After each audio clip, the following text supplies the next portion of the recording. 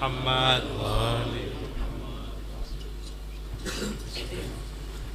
نعرہ تکبیر، اللہ اکبر، نعرہ رسالت، یا رسول اللہ، نعرہ حیدری، یا علی، حسینیت زندہ باد، حسینیت زندہ باد، حسینیت زندہ باد، یزیدیت مرد آباد، یزیدیت مرد آباد، یزیدیت مرد آباد۔ برائے خوشنودی محمد و آل محمد بآواز بلند صلوات۔ اللہم صل علی محمد و آل محمد۔ برائے خوشنودی جناب حبیب ابن مظاہر بآواز بلند صلوات۔ اللہم صل علی محمد و آل محمد۔ برائے خوشنودی امام العصر امام زمانہ بآواز بلند صلوات۔ اللہم صل علی محمد و آل محمد وعجل فرجهم۔ فاتحہ۔ بسم اللہ الرحمن الرحیم، الحمد للہ رب العالمین الرحمن الرحیم مالک یوم الدین، ایاک نعبد و ایاک نستعین، اهدنا الصراط المستقیم صراط الذین انعمت علیہم غیر المغضوب علیہم ولا الضالین۔ اہل بیت اطہار علیہ السلام کی عظمت پہ درود بھیجے گا محمد و آل محمد۔ اللہم صل علی محمد و آل محمد وعجل فرجهم۔ ایک بار پھر درود بھیجے گا محمد و آل محمد پر۔ اللہم صل علی محمد و آل محمد وعجل فرجهم۔ اعوذ باللہ من الشیطان الرجیم، بسم اللہ الرحمن الرحیم، الحمد للہ رب العالمین،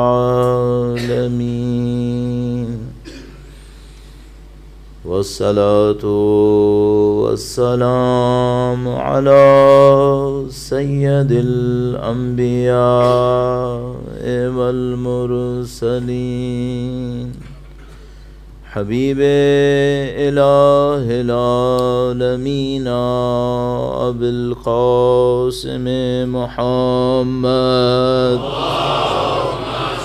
وعلی محمد وآل محمد وعجل وعلى آلہ الطیبین الطاہرین، سیما بقیت اللہ فی الأراضین۔ قال اللہ تعالی فی کتابہ الکریم، بسم اللہ الرحمن الرحیم، ام حسبت ان اصحاب الکہف والرقیم كانوا من آیاتنا عجبا۔ درود بھیجے گا محمد و آل محمد پر۔ صلی علی محمد و آل محمد وعجل فرجهم۔ پروردگار عالم کا انتہائی احسان ہے، انتہائی شکر ہے، اس نے ہمیں اس قابل بنایا کہ اہل بیت اطہار علیہ السلام کی محبت کو حاصل کر سکیں، ان کے فرش عزا پر بیٹھنا نصیب فرمایا۔ تاریخ میں لاکھوں لوگوں نے اس فرش عزا پر بیٹھنے کے لیے قربانیاں دیں۔ میں اور آپ جب کسی مجلس میں ہوتے ہیں، جب سید الشہداء کا ذکر کر رہے ہوتے ہیں، تو در حقیقت ان کے خون کے اثر میں ہم یہ کام انجام دے رہے ہوتے ہیں۔ سید الشہداء، ان کے اصحاب کا مقدس خون اور ان کے ماننے والوں کا وہ پاکیزہ خون جو اس عزاداری کے دفاع کی راہ میں اب تک اللہ کے حضور پیش کیا گیا۔ اس دعا کے ساتھ کہ انشاءاللہ خدا ہمیں ان کی قربانیوں کے صدقے میں امام کا مزید قرب نصیب فرمائے، ہمیں ہماری اولادوں کو قیامت تک اہل بیت کے بہترین چاہنے والوں میں قرار فرمائے، پرچم عزا کو سربلند رکھنے والوں میں قرار فرمائے، امام کے ظہور کا دن دیکھنا نصیب فرمائے، ان کی نصرت کی راہ میں شہادت نصیب فرمائے۔ تمام دعاؤں کی قبولیت کے لیے درود بھیجیں محمد و آل محمد پر۔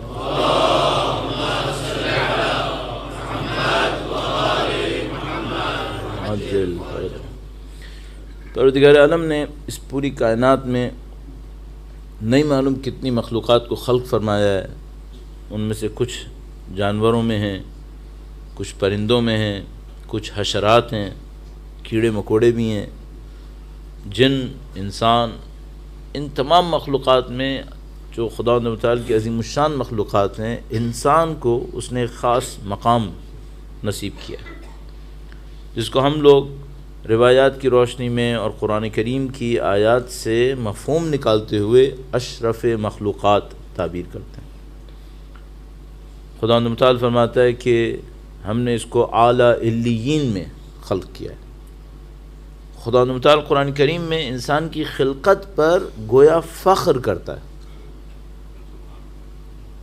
فتبارک اللہ احسن الخالقین، کتنا اچھا خدا خلق کرنے والا ہے۔ انسان کی خلقت کے بعد خدا متعال یوں بیان کرتا ہے، اس سے قطع نظر کہ خدا متعال نے یہ سب کچھ قرآن کریم کے اندر بیان کیا ہے۔ جو سوال ہمارے سامنے آنا چاہیے وہ یہ کہ انسان کے اندر خاص بات کیا ہے؟ اور میں چاہتا ہوں کہ ہم لوگ صرف لفظ سننے پر اکتفا نہ کریں۔ جانتے ہیں ہم لوگ، مثلا آپ اور میں فوراً کہیں گے کہ انسان کے اندر عقل ہے، اس خاطر اس کے اندر خاص بات ہے۔ کس چیز کو ہم عقل کہتے ہیں؟ اگر عقل یہ ہے کہ میں اپنا ڈیفینڈ کر سکوں اگر میں خطرے میں پڑ جاؤں، یہ تو جانوروں میں بھی ہے۔ اگر عقل یہ ہے کہ میں اپنی بھوک مٹانے کے لیے کھانا لا سکوں، یہ جانوروں میں بھی ہے۔ اگر عقل یہ ہے کہ میرے پاس طاقت زیادہ ہو جس سے میں دوسروں کو دبا سکوں، یہ بھی جانوروں میں بھی ہے۔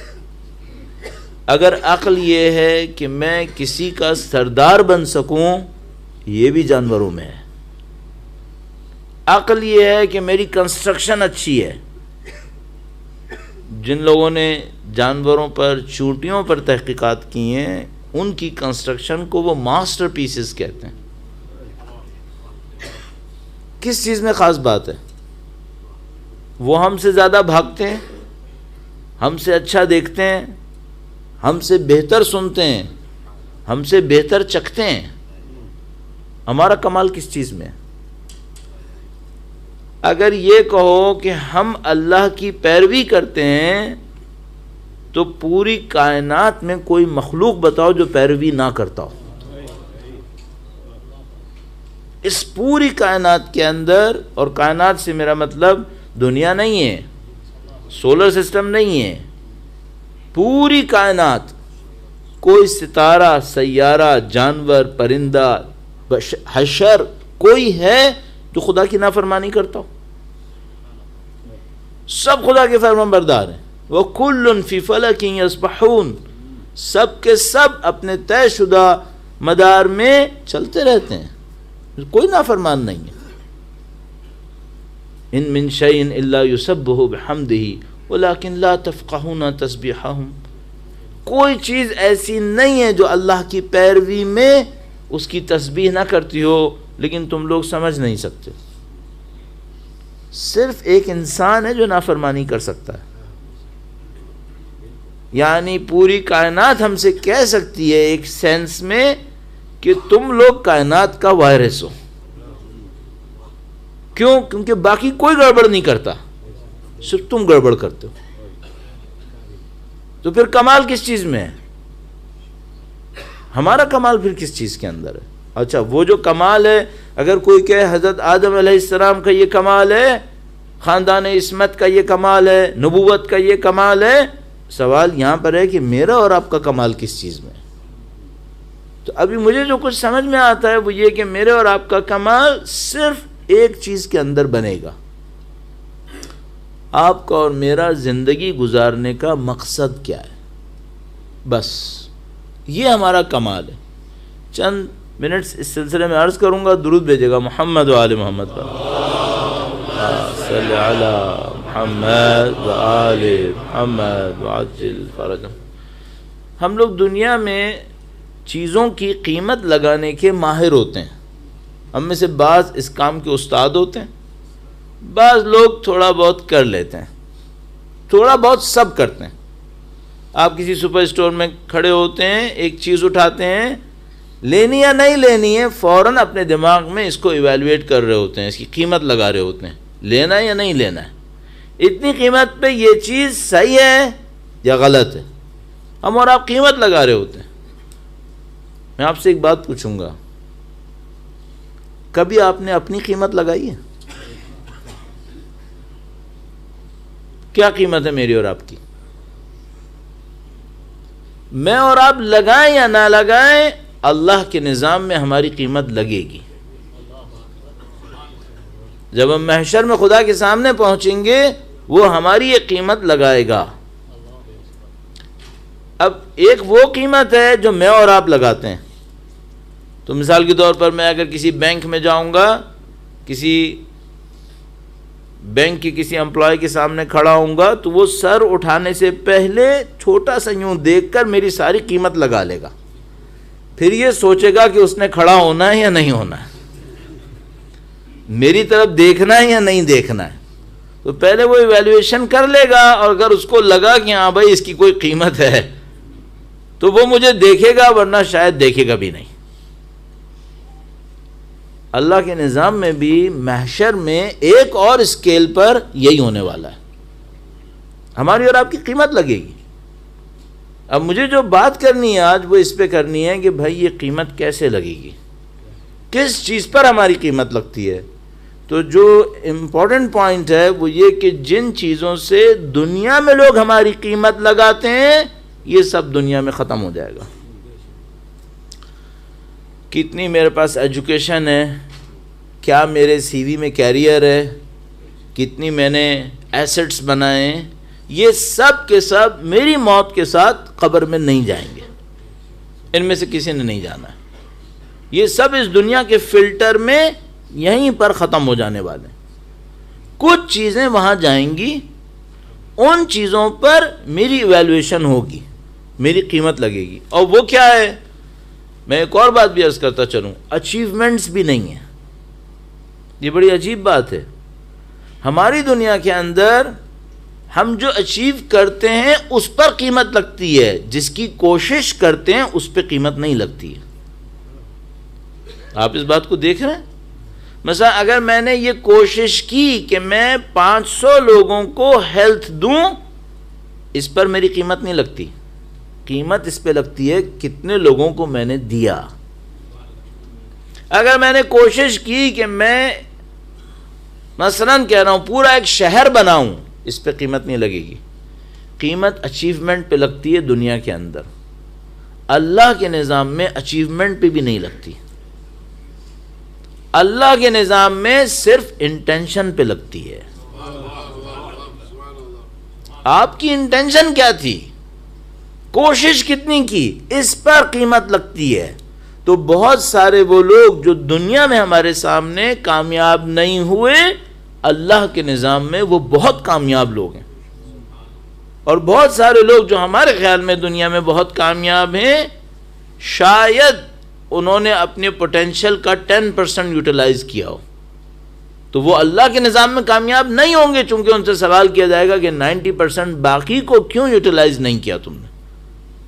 تو یہ بہت عجیب چیز ہے۔ تو قیمت کس سے لگے گی؟ قیمت اس آبجیکٹو سے، اس ہدف سے لگے گی جو آپ کے ذہن کے اندر ہے، اس سے میری اور آپ کی قیمت لگنے والی ہے۔ تھوڑا سا اور اس کو عرض کروں، درود بھیجے گا محمد و آل محمد پر۔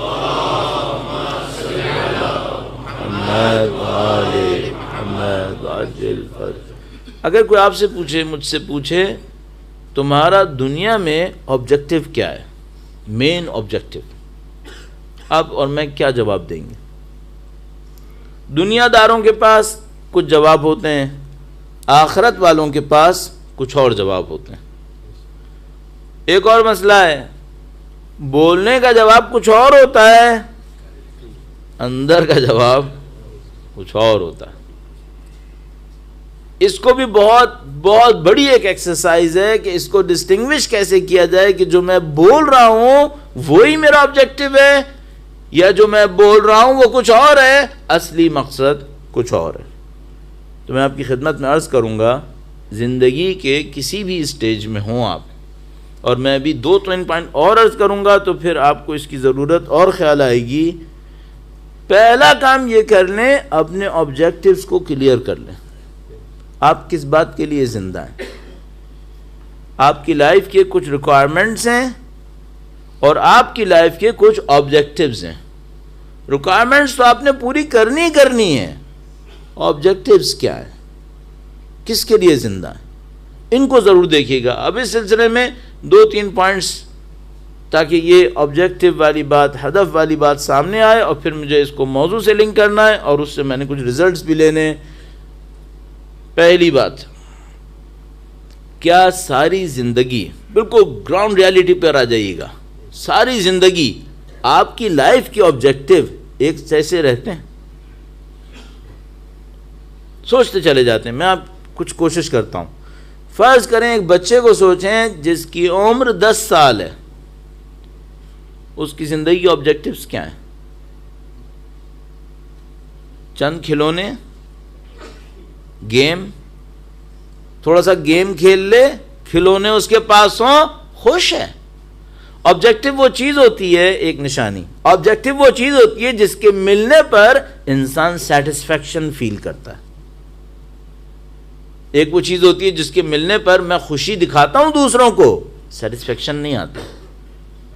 آبجیکٹیو وہ چیز ہوتی ہے جو جیسے ہی ملے آپ احساس کرتے ہیں کہ آپ کو پیس ملا, آپ کو سکون ملا. یہ اگر ہو وہ آپ کا آبجیکٹیو ہے. 10 سالہ بچے کا آبجیکٹیو کیا ہے؟ شاید تھوڑے سے کھلونے ہیں. اچھا, یہ بچہ جب 15 سال کا ہوتا ہے تو یہی آبجیکٹیو ہوتے ہیں کیا؟ نہیں, بالکل چینج. پھر وہ جو پچھلے والے آبجیکٹیو ہوتے ہیں ان کو دیکھ کے وہ کیا کرتا ہے؟ سمپلی ان کو دیکھ کر, ان کو سوچ کر ہنستا ہے, چونکہ میں اور آپ سب اسی طرح تھے. ابھی ممکن ہے میں اتنا بڑا ہو گیا ہوں کہ مجھے یاد نہ ہو کہ میں 8 سال میں کیا تھا, لیکن میرا اپنا یہ خیال ہے کہ تھوڑا سا یاد کروں تو میرے ذہن میں آ جائے گا کہ 8 سال پہلے میرے لیے امپورٹنٹ کیا تھا. جیسے ہی 15 سال 17 سال کا ہوتا ہے, اس کے نزدیک وہ جو 8-10 سال والی چیزیں ہوتی ہیں وہ ہنسنے کی قابل ہوتی ہیں. کہ کتنا اسٹوپڈ تھا میں, ان چیزوں کے پیچھے مرتا تھا, لڑتا تھا, روتا تھا. جب یہی بچہ 25 سال کا ہوتا ہے, بولنے کے قابل فی الحال نہیں ہے, کیا سوچ رہا ہوتا ہے؟ سوچتا تو ہر کوئی ہے, لیکن بہرحال وہ اگر اس بچے سے پوچھو 15 سال پہلے تم کیا تھے, کیا سوچ رہے تھے, اس پہ ہنسے گا کہ اس وقت میں کیا سوچ رہا تھا, وہ تو پاگل بنا تھا, اب صحیح والا ہے. اچھا, یہ جب 40 سال کا ہوتا ہے پھر اس ٹائم کو یاد کرتا ہے جب میں 20 سال کا تھا, تو ہنستا ہے کہ میں کیا پاگل تھا اس وقت. جب یہ 60 سال کا ہوتا ہے, آخری جملہ, اور جب یہ مرنے لگتا ہے, مجھے ایک خطرناک بات سمجھ میں آئی ہے, اور میں معمولاً کوشش کرتا ہوں جو کچھ مجلس میں کہوں اس کے بڑے حصے کو اپنی زندگی میں ڈھونڈ چکا ہوں. بہت خطرناک بات مجھے سمجھ میں آئی کہ اگر میں اس وقت 50 سال کا ہوں تو شاید ابھی موقع ہے کہ میں پیچھے کو یاد کے ہنس لوں, لیکن اگر مرتے وقت یہ فیلنگ آئی کہ پیچھے جو آبجیکٹیو تھے وہ غلط تھے, پھر ہنسنے کا ٹائم ہے کیا؟ نہیں, پھر ہنسنے کا ٹائم نہیں ہے. پھر کیا ہے؟ پھر رونے کا ٹائم ہے. اور رونا بھی نہیں ہے, ایسی عجیب ڈپریشن میں انسان جاتا ہے. بہت سارے لوگ جو مرتے وقت ان کی آنکھیں کھلی رہ جاتی ہیں وہ اس وجہ سے ہیں, چونکہ اپنی لائف کو دیکھتے ہیں, کہتے ہیں ہم نے کیا کیا یہ. اور یہ بھی میں آپ کی خدمت میں عرض کرتا چلوں کہ روایات کے مطابق, اصولوں کے مطابق مرنے سے 15-20 منٹ پہلے، میں ٹائم فکس نہیں کرنا چاہ رہا تھا لیکن میں نے ایسے ہی اندازے کے لیے عرض کیا آپ کی خدمت میں، 15-20 منٹ پہلے انسان کی اندر کی آنکھیں کھلنا شروع ہو جاتی ہیں. تھوڑا مرنے سے پہلے انسان کی یہ جو موجودہ آنکھیں ہیں ان کے ساتھ پیچھے والی آنکھیں بھی کھلنے لگتی ہیں. جیسے ہی وہ پیچھے والی آنکھیں کھلنے لگتی ہیں اس کو کچھ چیزیں ایسی نظر آتی ہیں جو اب تک اس کو نظر نہیں آئی تھی. اب دو صورتیں ہیں، دو حالتیں ہیں.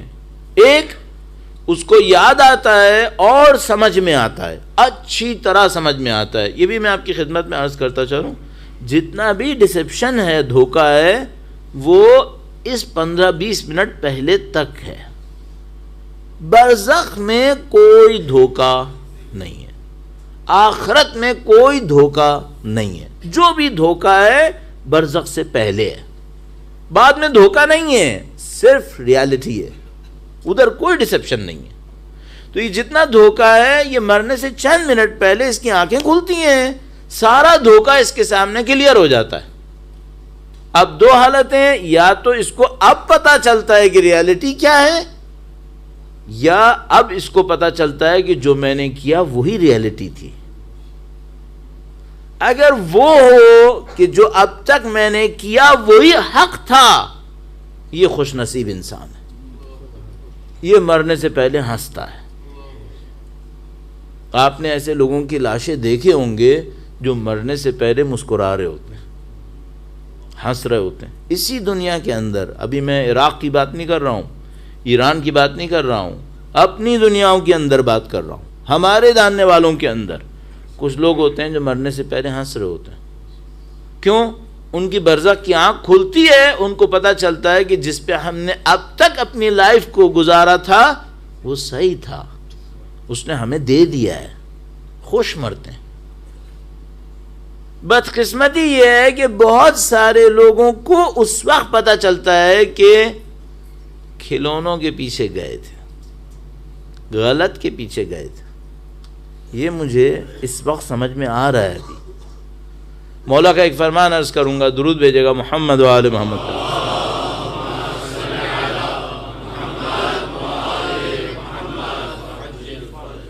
مولا فرماتے ہیں الناس نیام اذا ماتوا انتبہوا. غور کیجئے گا، عجیب قول ہے. فرماتے ہیں لوگ سو رہے ہیں، جب مریں گے تو جاگ جائیں گے.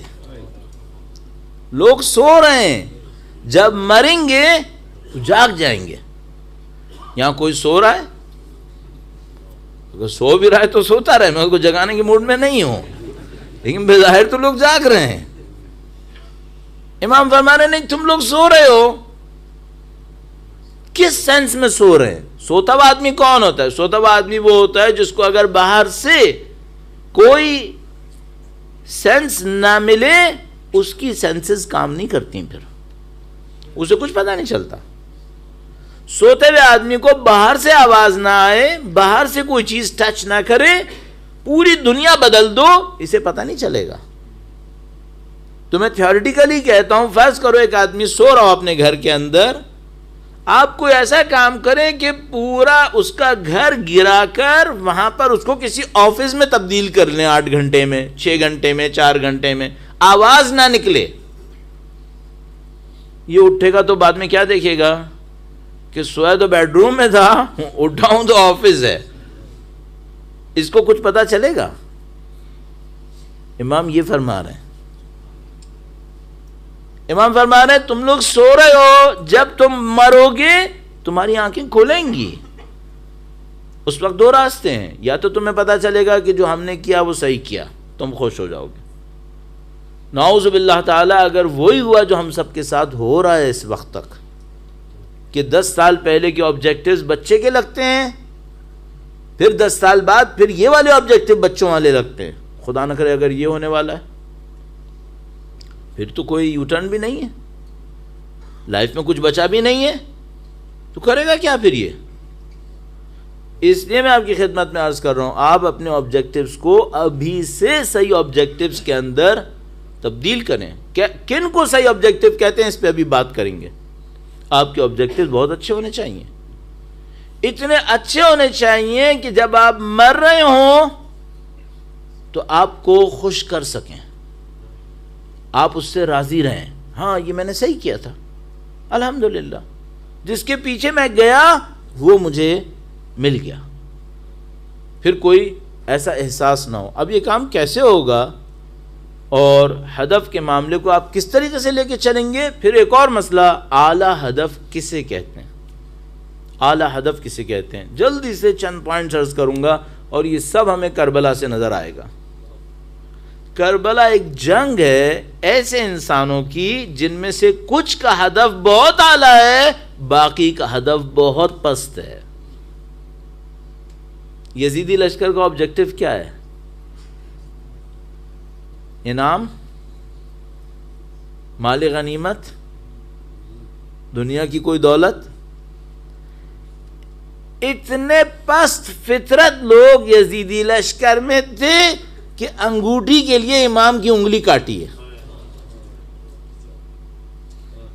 انگوٹھی لے کے کیا کرے گا؟ انگوٹھی لے کے عبید اللہ ابن زیاد کے پاس جائے گا، پھر کیا ہوگا؟ عبید اللہ ابن زیاد اس کو کوئی جاگیر دے گا،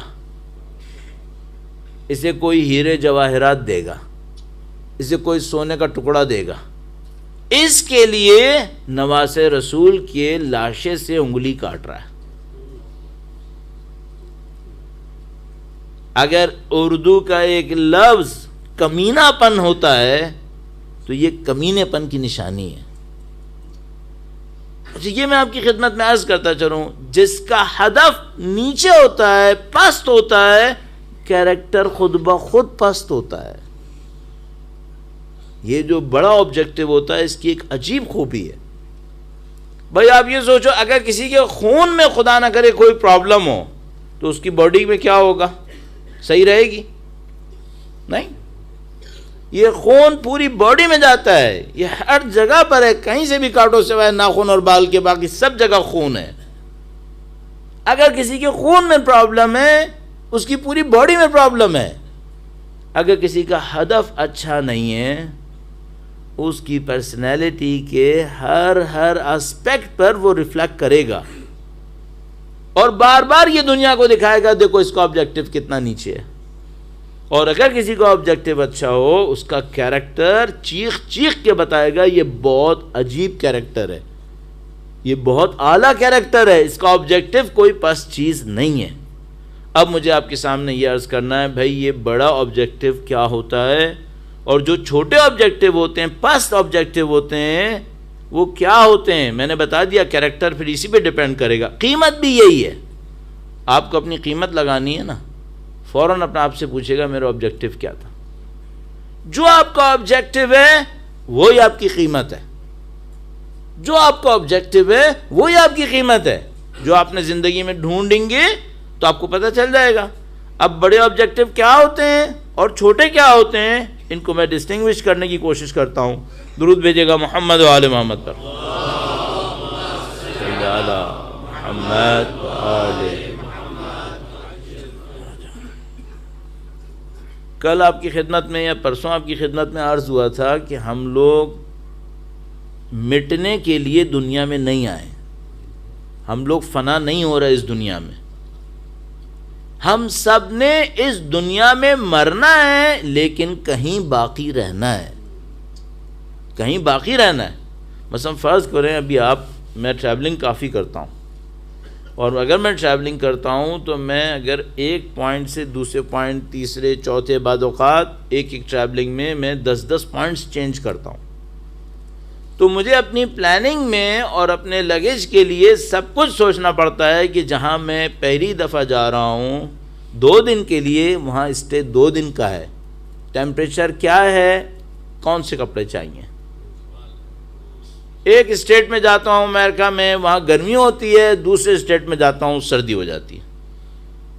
ابھی اب سے 1 ہفتے پہلے ناروے میں تھا، وہاں کچھ اور ٹھنڈک تھی، اب یہاں پر آیا ہوں یہاں ٹھنڈ کچھ اور ہے۔ کسی شہر میں مجھے بازار میں زیادہ دیر رکنا ہوتا ہے، جہاں ٹریولنگ مجھے بائی روڈ کرنی ہوتی ہے، کہیں پر مجھے بائی ایئر کرنی ہوتی ہے، مجھے سب کا حساب کرنا ہے۔ جہاں تھوڑی دیر رکنا ہے وہاں اتنی دیر کا کام چاہیے، جہاں زیادہ دیر رکنا ہے وہاں زیادہ دیر کا سامان چاہیے۔ آپ صرف یہ بتائیں آپ نے کہاں زیادہ دیر رکنا ہے، کس جگہ کا لگیج کتنا چاہیے۔ یہ جو ہماری دنیا ہے، یہ ہماری لائف کی ٹریولنگ میں یہ زیادہ سے زیادہ ٹرانزٹ لانچ ہے، اس سے زیادہ نہیں ہے، اس سے زیادہ نہیں ہے۔ یہاں پہ لگیج کا ڈھیر لگانے سے زیادہ فائدہ نہیں ہونے والا ہے۔ آپ نے کہیں اور کے لیے بنائے گئے ہیں، میں اور آپ کہیں اور کے لیے خلق ہوئے ہیں۔ جہاں ہم نے ہمیشہ رہنا ہے وہاں کے لیے کیا ہے ہمارے پاس؟ آپ کو اور مجھے سوچنا ہے، پریکٹیکلی بالکل یہ سوچنا ہے۔ بھائی دیکھیں آپ لوگ ماشاءاللہ بڑے اچھے پلانرز ہیں، آپ میں سے بعض لوگوں کی جاب بھی یہی ہے کہ وہ اپنی کمپنی کے لیے پلاننگ کرتے ہیں کہ بھئی 5 سال کے اندر ہماری فرم نے کہاں پہنچنا ہے، اور وہ بیچارے اچھے لوگ ہیں ماشاءاللہ، اپنی کمپنی کی ایک ایک چیز جج کرتے رہتے ہیں۔ بھائی 6 مہینے کے آبجیکٹیوز پورے ہوئے یا نہیں ہوئے، 52 ویکس ہیں آپ کے پاس، اتنے ویک پر یہ آبجیکٹیو تھا، پورا ہوا یا نہیں ہوا، ٹارگیٹس یہ اور وہ سارے کام کرتے ہیں۔ اپنے لیے کیوں نہیں کرتے؟ اپنے لیے بناؤ۔ کیا آبجیکٹیو بناؤں؟ وہ یہ کہ میں نے یہاں تھوڑی سی دیر کے لیے رہنا ہے، آگے ہمیشہ کے لیے رہنا ہے۔ کہاں کے لیے کیا چاہیے؟ ہر کپڑا ہر جگہ نہیں چلتا ہے۔ جہاں پہ ٹیمپریچر آلریڈی 40 ہو وہاں پہ تم اوور کوٹ لے کے کیا کرو گے؟ قیامت میں کچھ اور چلنا ہے۔ آپ کا آبجیکٹیو کیا ہے؟ اپنا آبجیکٹیو بناؤ۔ اچھا بڑا آبجیکٹیو کیا ہوگا؟ جو زیادہ دیر تک ساتھ رہے گا۔ جس نے تھوڑی دیر میں مٹ جانا ہے یہ بڑا آبجیکٹیو نہیں ہے، اس پہ زیادہ وقت ضائع نہیں کرو۔ مثال کے طور پر بالکل پریکٹیکلی چلتے ہیں۔ مثلا میں نے اپنی ایجوکیشن پوری کی، کیریئر شروع کیا، آبجیکٹیو کیا ہے؟ کیریئر بناؤں گا۔ چلو ٹھیک ہے، کیریئر بنانے کا مطلب کیا ہے؟ سیلری میری کتنے ڈیجٹ میں ہے، یہی ہے۔ اچھا وہ سیلری کو ڈیجٹ بڑھتے چلے گئے، پھر میرے پاس پیسہ ہوگا، پھر کیا کرو گے؟ انویسٹ کروں گا، پھر اس کا ریٹرن آئے گا، میرے ایسٹس بنیں گے آگے، پھر میری فیملی ہوگی، میں اپنی فیملی کو ایسٹس کے ذریعے سے سرو کروں گا۔ اس کے بعد تھوڑے عرصے میں وہ بڑے ہو جائیں گے، ان کو اچھی ایجوکیشن ملے گی، اور میں مر جاؤں گا۔ اس کے بعد میرے ایسٹس یہیں رہ جائیں گے، دوسرے لوگ انجوائے کریں گے، میں اپنے سفر پہ آگے چلا جاؤں گا۔ پریکٹیکلی یہی ہونا ہے۔ اب ایک کوشچن ہے، بھائی وہ جو تم نے ایسٹس بنائے تھے، تم نے ایسے ایسٹس کیوں نہیں بنائے تھے جو تمہارے ساتھ بھی چل سکیں؟ وہ بھی تو بناؤ۔ ایک آدمی سے میں نے پوچھا بھائی تم کیا کر رہے ہو؟ کہنے لگا کہ میرا یہ بزنس ہے، میری یہ فیکٹری ہے لاہور کے اندر۔ تو میں نے اس سے پوچھا بھائی تمہاری کیا پلاننگ ہے؟ کہنے لگا پلاننگ یہ ہے کہ میں مرنے سے پہلے یہ کروں گا۔ میں نے کہا کہ وصیت میں لکھ کے چلے جاؤ۔ میں نے اس سے پوچھا ایسی، میں نے کہا وصیت میں لکھ کے چلے جاؤ۔ کہنے لگا میں جتنے بھی بزنس میں بڑے ڈیسیشن کرتا ہوں وہ بچوں کو نہیں دیتا، خود کرتا ہوں۔ اتنا بڑا ڈیسیشن ان کو حوالے کیوں کروں؟ غلط ڈیسیشن کر دیا پھر کیا ہوگا؟ نہیں مجھے ملا پھر کیا ہوگا؟ جو کروں گا خود کر کے جاؤں گا۔ ہماری لاجک کے اگینسٹ ہے یہ، ہماری لاجک کے بالکل خلاف ہے۔ اس کو بہت اچھی طرح دیکھیے گا، آپ کا لائف کا آبجیکٹیو کیا ہے، اس آبجیکٹیو کو آپ اچیو کیسے کریں گے۔ جو بھی آبجیکٹیو بنائیے ایسا بنائیے گا جو دنیا میں ختم نہ ہو۔ میں اپنے اوپر رکھ کے آپ کو مثالیں عرض کرتا ہوں، ٹائم پھر ختم ہونے کی طرف جا رہا ہے۔ مثلا فرض کر لیتے ہیں کہ طالب علم بنے مجھے اتنے سال ہو گئے، میرا آبجیکٹیو یہ ہے کہ میری مجلسیں پوری دنیا کے شیعہ سنیں۔ چلو ہو گیا۔ اس کے بعد اگر ان کو سنانے کے لیے پڑھ رہا ہوں تو جیسے ہی میں مروں گا میرا ان سے کوئی رابطہ نہیں ہوگا، میری ان کی کہانی ختم ہو گئی۔ میرے پوسٹر پوری دنیا میں لگے، یہ میری آواز پوری دنیا میں پہنچی، اب اس دنیا سے میرا کوئی تعلق نہیں ہے۔ میری کہانی ختم ہے. میری کہانی کب چل سکتی ہے؟ میری کہانی اس طرح چل سکتی ہے کہ میں سوچوں کہ میں جو کچھ کر رہا ہوں گا وہ اپنی آخرت کے لیے کروں گا. ان کے سامنے بھی جو بولوں گا اس لیے بولوں گا کہ یہ کسی اچھی طرح اللہ کے راستے پر چلے، اس کا ثواب خدا مجھے دے. ہاں، اب ان میں سے جتنے لوگ عمل کریں گے اس کا ثواب مجھے ملے گا، اور ثواب وہ چیز ہے جو دنیا میں ختم نہیں ہوگی، یہ ساتھ چلے گی. اچھا، اس کی نشانی کیا ہے کہ میرا آبجیکٹو وہ ہے یا یہ ہے؟ چونکہ دونوں میں کام ایک ہی جیسا ہے. بھائی دونوں میں کام ایک ہے کہ ممبر پہ بیٹھ کے بولنا ہے، بندوں کے لیے بولوں یا اللہ کے لیے بولوں، دونوں میں معاملہ ایک ہے. بھائی میں نے ڈونیشن دیا، اتنا ڈونیشن دے دیا، اللہ کے لیے تھا یا بندوں کے لیے تھا؟ یہ کیسے پتہ چلے گا؟ میں نے اتنا بڑا کام کیا ویلفیئر کا، خدا کے لیے تھا یا بندوں کے لیے تھا؟ میں ایک بات کہوں گا، اپنے آپ کو جج کرتا رہوں، کیا مجھے ملتا ہے تو مجھے سکون آتا ہے، اور کیا چیز وہ ہے جو نہیں ملتی تو سکون نہیں آتا. مثال کے طور پر میں نے تقریر کی، لوگوں نے واہ واہ کی، لوگ بڑے خوش ہوئے، میرے نام کا ڈنکا بجا، اور میں مطمئن اپنے گھر گیا کہ میرا کام پورا ہو گیا. اس کا مطلب ہے میرا آبجیکٹو بندے ہی تھے، وہ خوش ہو گئے، انہوں نے میری تعریف کر دی، میرا معاملہ ختم. اس کا مطلب ہے یہ میرا آبجیکٹو تھا، یہی میری قیمت ہے. اچھا، دوسرا یہ ہے کہ بھائی میرا آبجیکٹو لوگ نہیں تھے، میرا آبجیکٹو خدا تھا، مجھے خدا کا دین دینا تھا، میں نے خدا کا دین دیا، لوگوں نے مجھے گالیاں دیں اور میں ڈپریس ہو گیا کہ لوگوں نے پسند ہی نہیں کیا. میرا آبجیکٹو کون ہے؟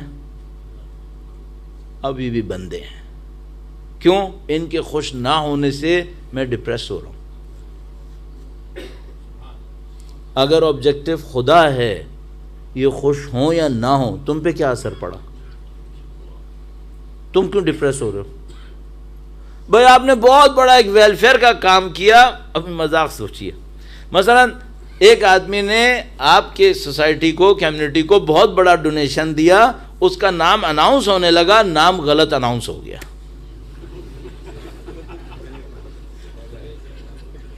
نام تھا احمد حامد، اعلان ہو گیا محمود مظفر. یہ آدمی آبجیکٹو تو نہیں، کوئی آبجیکشن تو نہیں کرے گا؟ کیوں کر رہا ہے؟ اس نے کیا نام کے لیے ڈونیشن دیا تھا؟ اس کو تو کہنا یہ چاہیے تھا کہ بھائی میں ڈونیشن دے رہا ہوں، میرے نام سے اعلان نہیں کرنا ہے. اگر یہ کہہ رہا ہے کہ میرے نام سے اعلان کرنا ہے، پھر بعد میں نام غلط ہونے کے اوپر کہتا ہے تم نے کیوں میرا نام غلط کر دیا، میں نے اتنا بڑا ڈونیشن دیا تھا، اس کا مطلب ہے کم سے کم ایک بات کنفرم ہے، یہاں پہ خدا نہیں ہے، یہ خدا کے لیے نہیں ہے. تمہیں کیوں برا لگا؟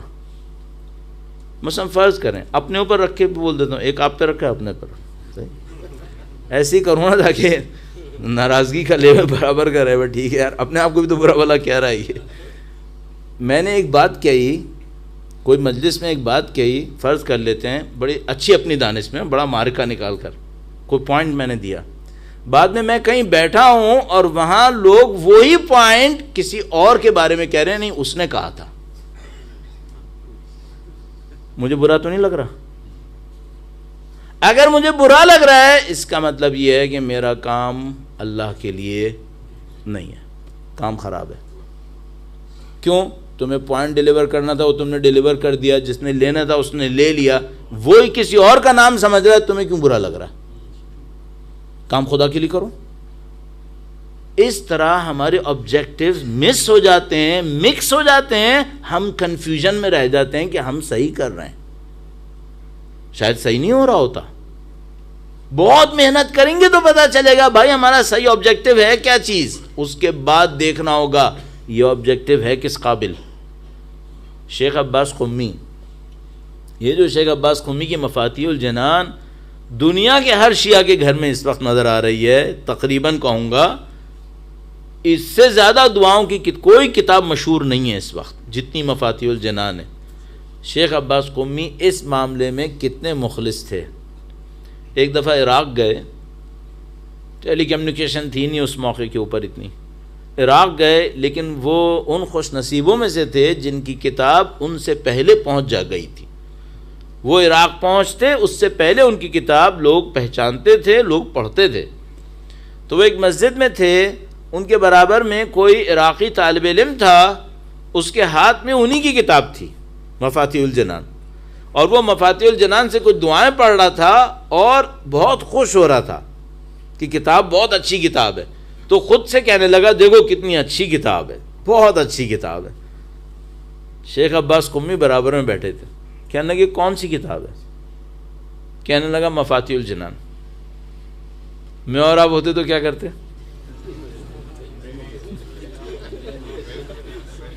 تم کو پتہ ہے کس کی ہے؟ شیخ عباس قمی نے کہا کوئی خاص کتاب نہیں ہے، کوئی خاص کتاب نہیں ہے، پچھلوں نے اس سے اچھی کتابیں لکھی.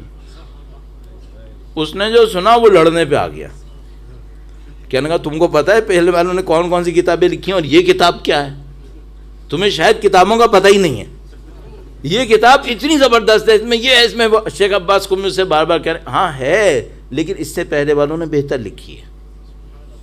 وہ تھوڑی دیر تک لڑتا رہا، پھر کوئی پیچھے تھا بندہ خدا، وہ سامنے آیا، کہنے لگا بیوقوف تجھے پتہ ہے یہ کون ہے؟ یہ خود شیخ عباس ہے. اگر اس کے لکھنے والے میں اتنا خلوص نہ ہوتا، یہ کتاب میرے آپ کے دنیا کے ہر شیعہ کے گھر میں نہیں پہنچنی تھی. پھر ان کا آبجیکٹو کیا ہے؟ ان کا آبجیکٹو کتاب نہیں ہے، ان کا آبجیکٹو کتاب پڑھنے والے بھی نہیں ہیں. ان کا آبجیکٹو جس کے لیے ہے وہ جانتا ہے، چاہے یہ بولے چاہے یہ نہ بولے، اس کو پرواہ نہیں ہے. عزیزان محترم، مجھے اور آپ کو اچھی طرح اپنی لائف میں اس کو سرچ کرنا پڑے گا، ہماری لائف میں آبجیکٹیوز کیا ہیں. ابھی یہ جو میں نے باتیں کی نا، یہ ان لوگوں کی کی جو مثال کے طور پر چیریٹی کر رہے ہیں، جو دین کے نام پہ بول رہے ہیں. ابھی میں ان لوگوں کا تذکرہ کروں جن کی زندگی میں دنیا کے سوا کچھ ہے ہی نہیں.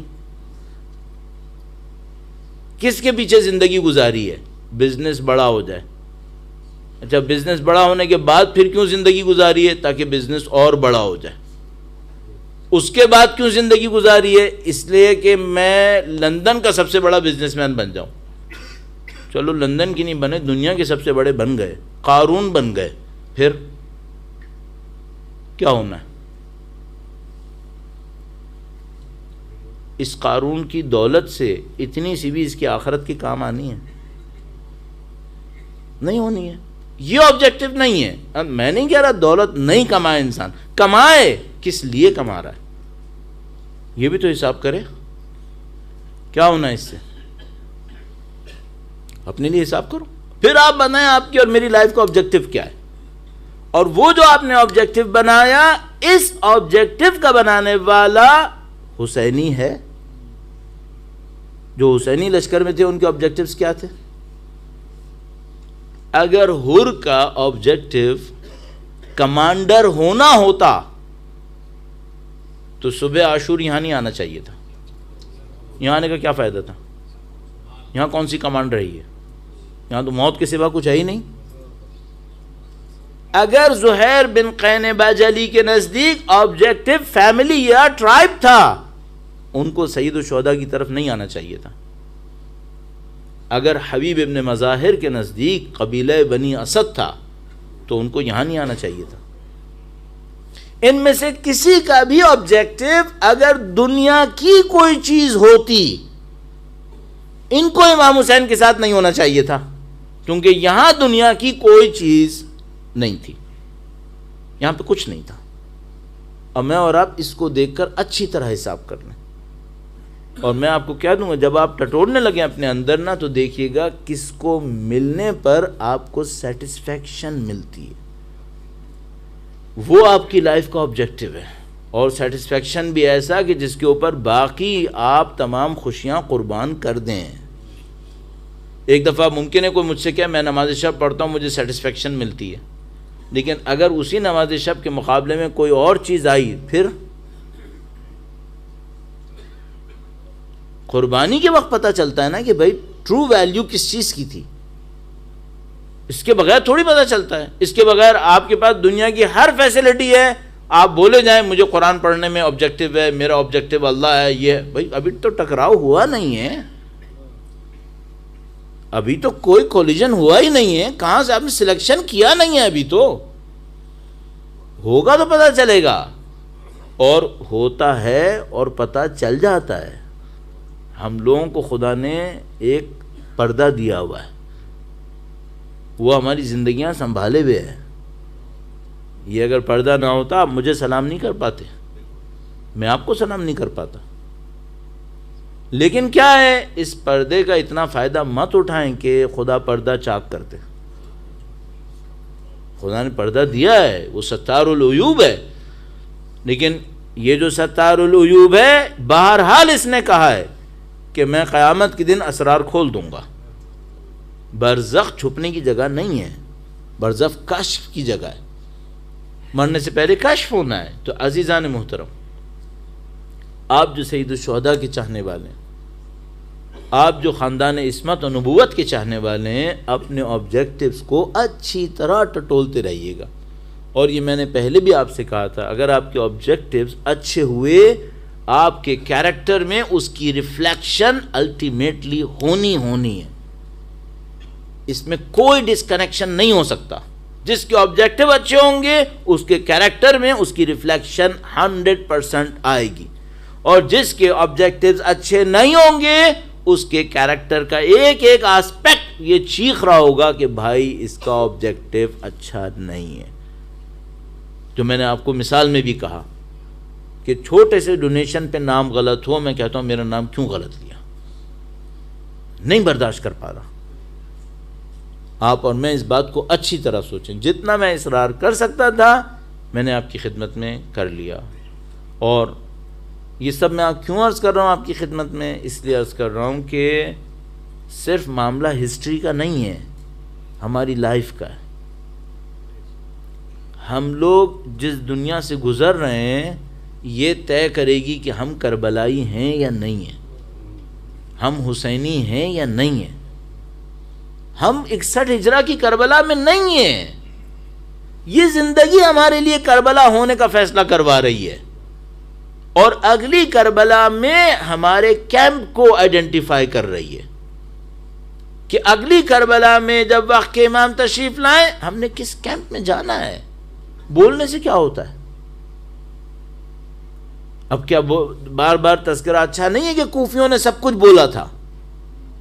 تو ہم لوگوں کی ضرورت اس بات کی ہے عزیزان محترم، بغیر فردر ٹائم ویسٹ کیے آپ اپنے آبجیکٹیو کو آئیڈینٹیفائی کریں، اس آبجیکٹیو کو ایویلویشن میں لے کر جائیں. کس قابل آبجیکٹیو تھا اب تک اور اس کی کیا ویلیو ہے اللہ کے نزدیک. آپ کو اپنی قیمت نظر آئے گی.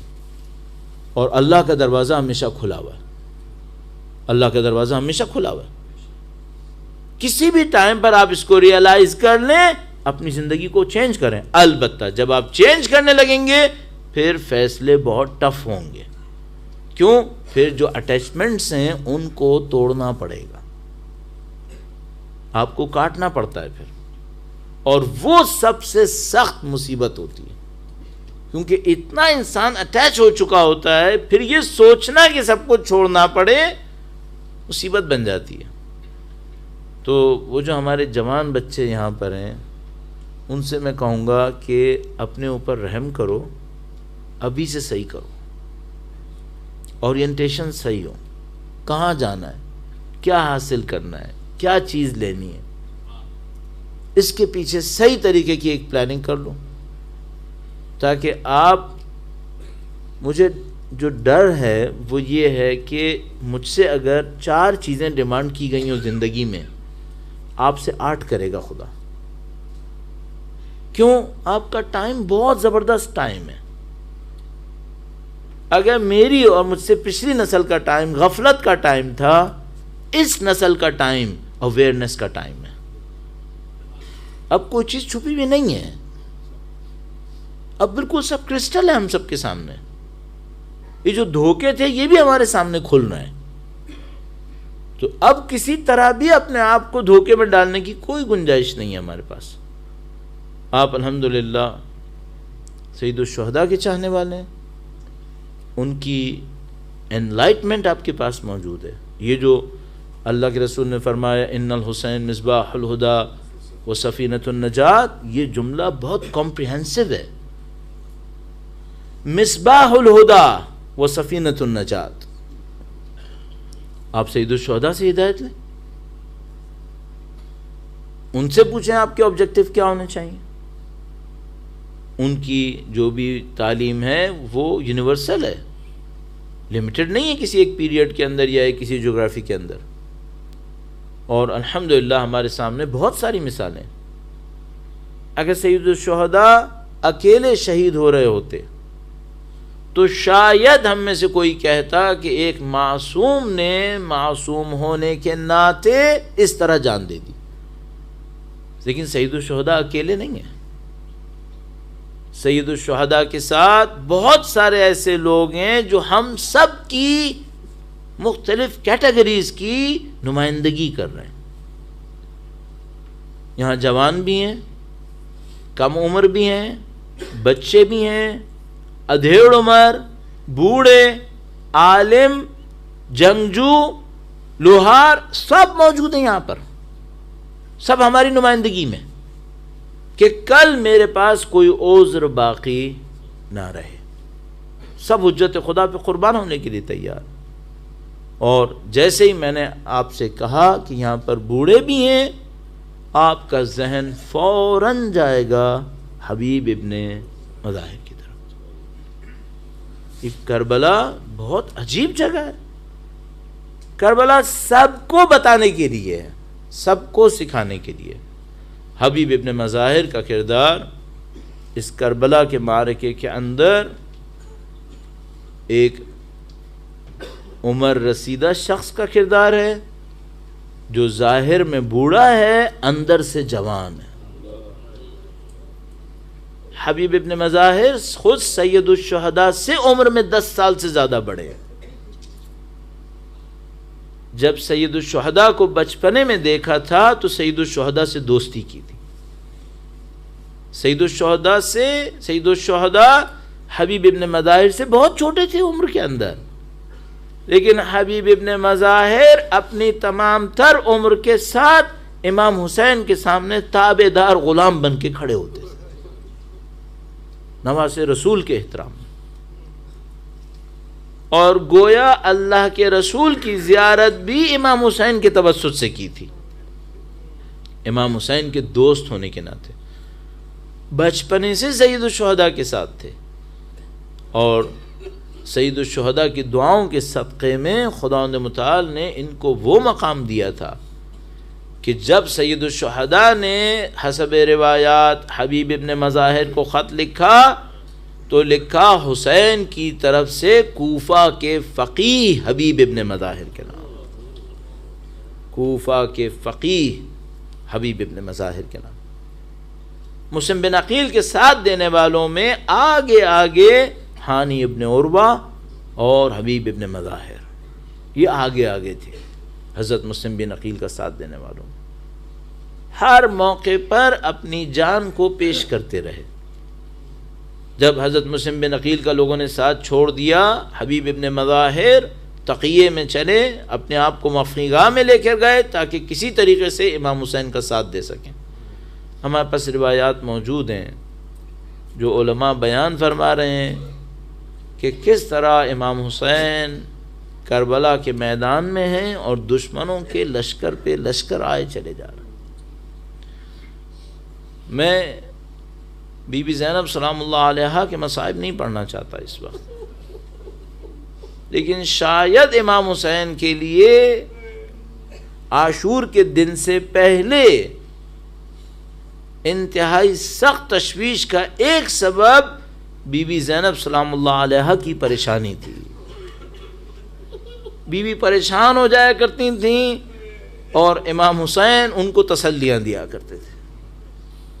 یہ ایک علیحدہ معرکہ ہے جس پر اشارہ کبھی بعد میں کروں گا کہ جو شب عاشور سے پہلے پریشان ہو رہی تھی وہ شام غریبہ پہ پریشان کیوں نہیں ہوئی ہے؟ یہ ایک علیحدہ معرکہ ہے۔ بی بی پریشان ہو کر اپنے بھائی سے کہتی تھی کہ بھیا دشمنوں کا لشکر آئے جا رہا ہے، آپ کا ساتھ دینے والا کوئی نہیں ہے، آپ تنہا رہ گئے۔ اس پریشانی کے عالم میں گویا سید الشہداء نے فرمایا کہ بی بی میرا بھی ایک دوست ہے، میں اپنے دوست کو خط لکھوں گا۔ گویا حبیب ابن مظاہر کو جب خط ملا، حالات انتہائی تشویشناک، ان کے جانے کا کوئی راستہ موجود نہیں ہے۔ حبیب ابن مظاہر نے امام حسین کا خط دیکھا۔ میں آپ سے کہوں گا صرف اپنے تصور میں سوچئے گا کہ حبیب ابن مظاہر کو ابھی پتہ چلے کہ میرا آقا حسین کربلا میں محاصرے میں آ گیا ہے، کیا کیفیت گزری ہوگی حبیب ابن مظاہر پر؟ یقیناً ماتم کیا ہوگا، یقیناً گریہ کیا ہوگا کہ میرے خدا نواز رسول کس مصیبت میں ہے، اور میرے خیال میں اس پہ گریہ کم ہوا ہوگا، زیادہ گریہ اس بات پہ کیا ہوگا کہ غربت کا کیا عالم ہے کہ حسین مجھے بلا رہے۔ ایک کیسی غربت ہے حسین کی کہ 74-75 سال کا بوڑھا نصرت کے لیے بلایا جا رہا ہے۔ گویا حبیب ابن مظاہر تیار ہوئے۔ ہمارے پاس روایات علماء کی بیان کی بھی موجود ہیں جو اس واقعے کی تفصیلات کو بیان کر رہی ہیں، اور وہ تفصیلات بڑی عجیب تفصیلات ہیں کہ گویا حبیب ابن مظاہر نے اپنی زوجہ کے سامنے، غلاموں کے سامنے معاملے کو چھپانے کے لیے کہا کہ خط آیا ہے لیکن میں سوچوں گا کہ میں جاؤں یا نہ جاؤں۔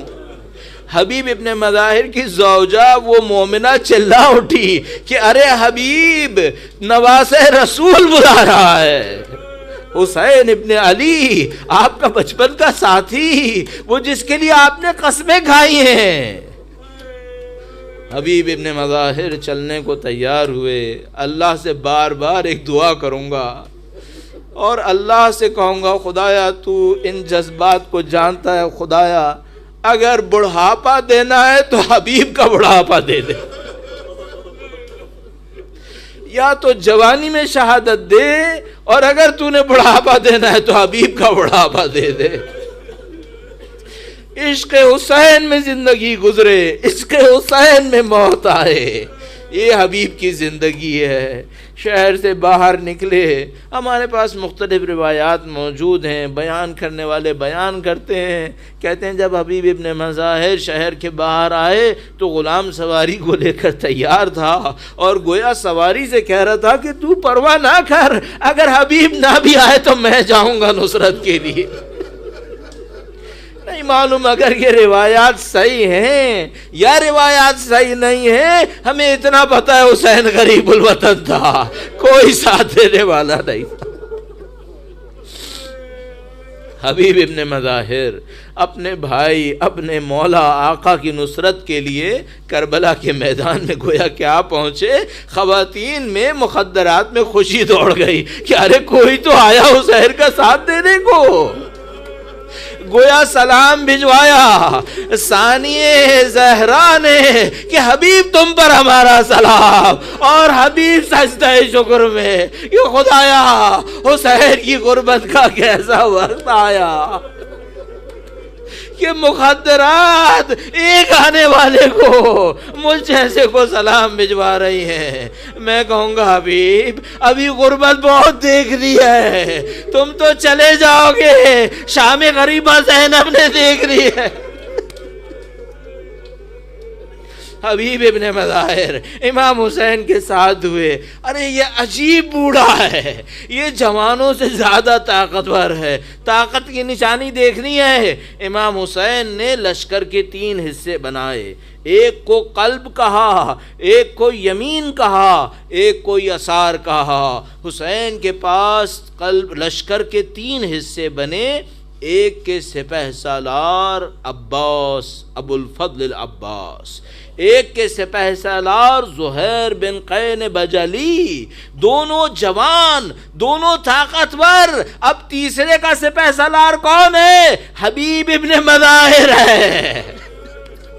یہ بوڑھا ہے لیکن اس کی رگوں میں جوانوں کا سا خون ہے، امام کے لیے قربان ہونے کو تیار ہے۔ مسلم بن اوسجہ جب زمین پر گرے تو حبیب سے کہا اے حبیب بس ایک وصیت ہے۔ حبیب نے کہا دیکھ مسلم، میں نے تیرا ساری زندگی ساتھ دیا، میں سوچتا تھا کہ اگر مسلم نے وصیت میں کچھ کہا تو میں پورا کروں گا، لیکن مسلم تجھے پتا ہے میں تیری وصیت پوری نہیں کر سکتا، میں تیرے پیچھے پیچھے آنے والا ہوں۔ مسلم نے کہا حبیب میں تجھے جانتا ہوں، میں اگر وصیت کروں گا تو پوری کرے گا، تو دیکھ میں تجھ کو ایک وصیت کر رہا ہوں، حسین کا ساتھ نہ چھوڑنا۔ حبیب نے کہا مسلم تو پرواہ نہ کر، دیکھ میں حسین کا ساتھ کبھی نہیں چھوڑوں گا، اور جو کہا وہ کر کے دکھا دیا۔ بوڑھا بھی خوب لڑا، بوڑھا بھی خوب لڑا، حسین کے نام پر اپنی لاش کے ٹکڑے کروا لیے، وہ سب کے سب قربان ہو گئے۔ میں کہوں گا حبیب شاید تو جنگ کا پاسا نہ بدل سکا، لیکن تو نے ایک بڑا کام کیا، تو نے زینب کے دل کو آرام دے دیا۔ الا لعنت اللہ علی القوم الظالمین وسیعلم الذین ظلموا ای منقلب ینقلبون۔ پروردگارا جیسا کہ دعا کی خدایا تو جلد از جلد شہادت نصیب فرما، اگر بڑھاپا دینا ہے تو حبیب کا سا بڑھاپا نصیب فرما، اہل بیت کی نصرت کی راہ میں شہادت نصیب فرما۔ ماتم حسین۔